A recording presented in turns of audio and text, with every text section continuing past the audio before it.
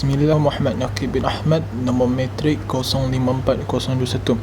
InsyaAllah pada hari ini saya akan membentangkan sejarah pembukuan usul fiqh pada mata pelajaran sejarah perundangan Islam, kod mata pelajaran SYD 11702.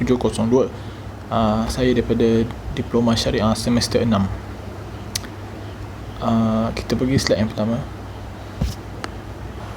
Okey, pengenalan usul fiqh ni ada 5 poin. Yang pertama, ia merupakan sebahagian daripada ilmu syarak yang terbesar. Dan kedua, dia memberi garis panduan yang tepat ataupun tips-tips bagi seseorang mujtahid untuk mengistinbatkan sesuatu hukum. Dan yang ketiga, memelihara mujtahid daripada tergelincir dan menyimpang daripada kehendak syarak yang sebenar semasa berijtihad. Dan yang keempat, membuka kepada penyelesaian hukum bagi setiap permasalahan dalam syariah Islam. Dan yang kelima, yang terakhir, kesan pengabaian ilmu akan melahirkan segelintir golongan yang sesat.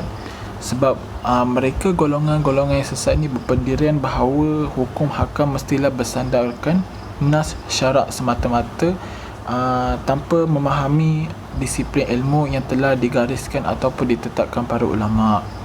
Macam poin yang keempat ni, membuka kepada penyelesaian hukum-hukum ni, sebab tiap-tiap hari ada isu-isu yang baru yang timbul. Contoh rokok, lepas rokok ada vape pula. Adakah vape itu halal sedangkan rokok itu haram?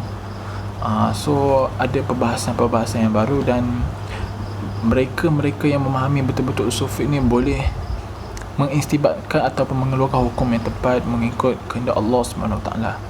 Kita pergi slide yang kedua. Sejarah pembukuan usul fiqh ni ada 4 zaman. Zaman pertama, zaman Rasulullah SAW, yang mana baginda merupakan seorang pemimpin, penyampai risalah, dan baginda juga kadi yang bijaksana, yang mana dapat ilmu terus daripada Allah SWT. So zaman Rasulullah itu, apa-apa isu yang timbul ataupun kurang faham, mereka akan terus rujuk kepada Rasulullah, dan Rasulullah memberi jawapan mengikut ataupun menerusi daripada bimbingan wahyu. Senanglah sebab zaman Rasulullah ni ada Rasulullah, so apa-apa tak faham mereka rujuk terus. So yang kedua, zaman Khulafa' Ar-Rasyidin, yang mana para sahabat yang hidup sezaman Rasulullah memahami yang sebetulnya sebab penurunan ayat, rahsia pengubalan undang-undang dalam Islam.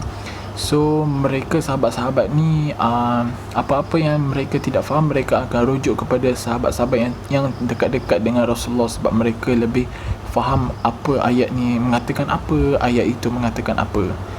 So zaman yang ketiga, zaman tabi', yang mana mereka masih belum memerlukan usul fiqh lagi, sebab mereka dapat mempelajari ilmu usul fiqh ni terus daripada para sahabat. Sebab zaman tabi' ni, zaman tabi' ni, sahabat-sahabat Rasulullah tu masih hidup lagi.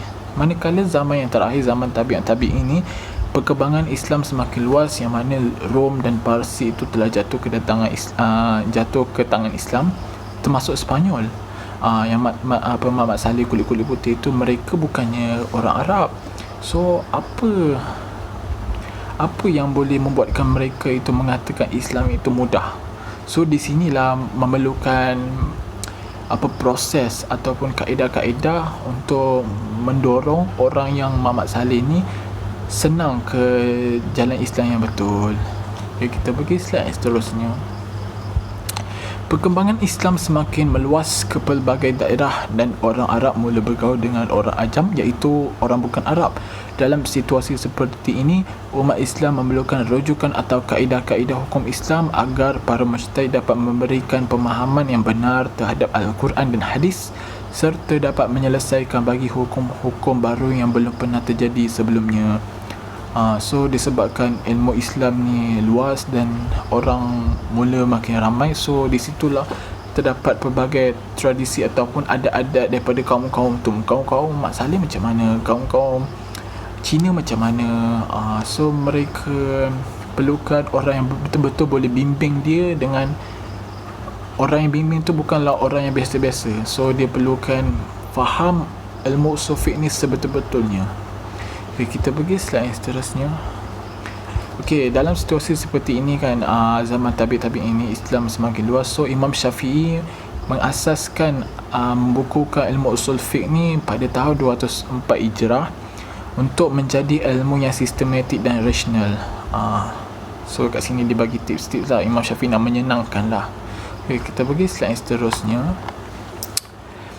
Pada permulaan Imam Syafi'i memulakan nama Alkitab, memberi nama Alkitab hasil surat menyurat antara Imam Syafi'i di Mesir dan Abdul Rahman bin Mahdi di Iraq. Lepas tu tukar nama Alkitab kepada Ar-Risalah yang masuk sepucuk surat ataupun surat menyurat. Selain itu, sejarah pembinaan usul fiqh, hubungan Imam Syafi'i dengan hubungan ilmu usul fiqh dapat diumpamakan hubungan Aristoteles dengan ilmu mantik logik ataupun hubungan Imam Khalil bin Ahmad dengan ilmu arud. Okey, kita bagi slide yang seterusnya. Pembukuan ilmu usul fiqh Imam Syafi'i ini dilatari oleh perdebatan pemikiran antara golongan tradisionalisme iaitu ahlul hadis di satu pihak dan golongan rasionalisme ahlul ra'yi di pihak yang lain. Kalangan tradisionalisme dipelopori oleh Imam Malik bin Anas yang berpusat di Hijaz, sementara kalangan rasionalisme diwakili oleh Imam Abu Hanifah di Baghdad.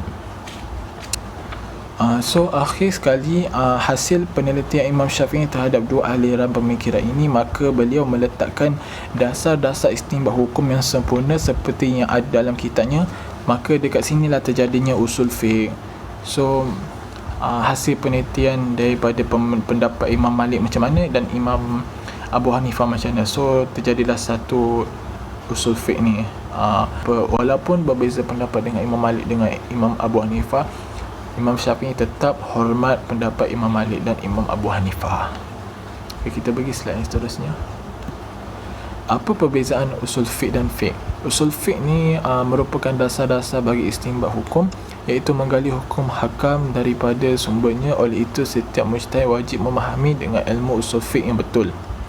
Manakala untuk fiqh pula berbeza pula dengan kajian ilmu usul fiqh ni. Jika ilmu usul fiqh harus diketahui oleh seseorang mujtahid, maka ilmu usul fiqh harus diketahui oleh mukallaf, iaitu orang-orang yang dikenakan hukum hakam secara keseluruhan. So nak katanya kat sini apa yang saya faham, usul fiqh ni adalah ibu dan fiqh ni adalah cabang dia. So untuk mujtahid ni sangat-sangat ataupun wajib perlu memahami ilmu usul fiqh ni yang sebetul-betulnya, sebab beliau ataupun mereka golongan para mujtahid ni akan mengeluarkan hukum dan hukum itu akan diamalkan oleh semua orang ramai lah, bukannya seorang dua orang, semua. Okay, kita pergi slide yang seterusnya. Okay, proses ijtihad ulama dalam usul fiqh ada 4 peringkat. Peringkat pertama, yang pertama, peringkat menggambarkan persoalan marhalah taswir, iaitu proses memahami latar belakang isu yang perlu diperbahaskan. Ia akan melihat kepada 4 elemen. Yang pertama, masa, tempat, individu dan keadaan. Dan yang kedua, proses adaptasi marhalah taksyif, iaitu proses bagaimana permasalahan baru itu disesuaikan dengan teori-teori fiqh sedia ada dan sumber-sumber nas berkaitan. Dan yang ketiga, peringkat merumuskan hukum marhalah bayan al-hukm, iaitu proses yang melibatkan penelitian terhadap dalil dan istidlal. Ia juga menentukan sumber instrumen dan kaedah-kaedah yang akan digunakan seperti qiyas, maslahah, istihsan dan sebagainya. Dan yang terakhir, peringkat fatwa marhalah al-ifta, iaitu proses terakhir yang melibatkan penyesuaian antara prinsip syariat dengan situasi semasa. Apabila semua diambil kira, maka fatwa yang dikeluarkan itu dengan sirah yang sesuai lah, mengikut peredaran zaman. So kalau macam timbul-timbul isu yang baru, so peringkat-peringkat ni, so bila keluarkan hukum tu kenalah dengan isu yang timbul tu. Itu ada peringkat dia, bukannya senang-senang je nak keluarkan hukum ni sebenarnya. Okay, kita pergi slide yang terakhir. Kepentingan ilmu usul fiqh ada 3 poin. Yang pertama,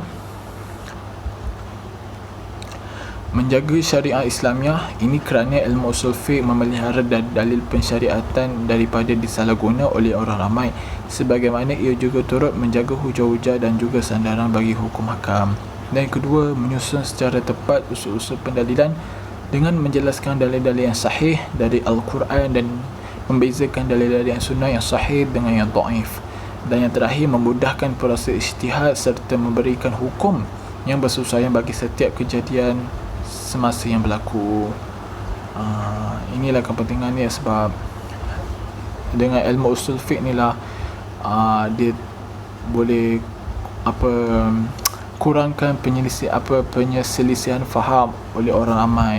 Dia boleh membantu mengeluarkan hukum yang tepat untuk orang ramai amalkan, dan